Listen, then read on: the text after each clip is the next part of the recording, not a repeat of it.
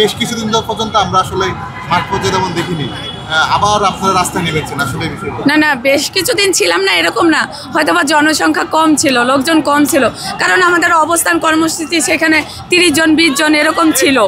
আর আমরা আজকে সবাই মোটামুটি অসুস্থ ছিলাম, এই জন্য আমরা আসলে প্রত্যেকে আসতে পারিনি। এই জন্য আমরা মোটামুটি এখন একটু সুস্থতার পরে এখন আমরা 4 দিনের কর্মসূচি হাতে নিয়ে এসেছি, কারণ 2 তারিখে আমাদের শুনানি আছে। আমরা আশাবাদী, আইনের প্রতি শ্রদ্ধাশীল।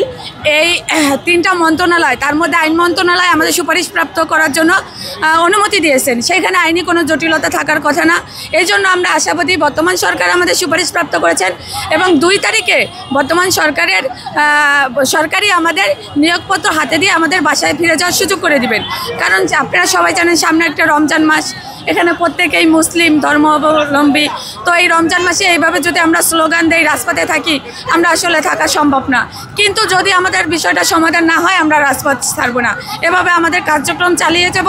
এতে যদি আমাদের মৃত্যুও হয়, সেই দায়ভার রাষ্ট্রকে নিতে হবে। মন্ত্রণালয় থেকে কোনো আপনাদের নির্দেশনা এসেছিল কিনা, কারোর সাথে যোগাযোগ হয়েছে? মন্ত্রণালয় থেকে শুধু আশ্বস্ত করা হয়, সেই আশা থেকেই তো আমরা 14 তারিখে মানববন্ধন থেকে বাসায় ফিরে গিয়েছিলাম। বাসায় ফিরে যাওয়ার পরই শুনি যে আমাদের আসলে নিয়োগটাই হাইকোর্ট থেকে স্থগিত করে দিচ্ছে। তো আমরা আশ্বাসে বিশ্বাসী না।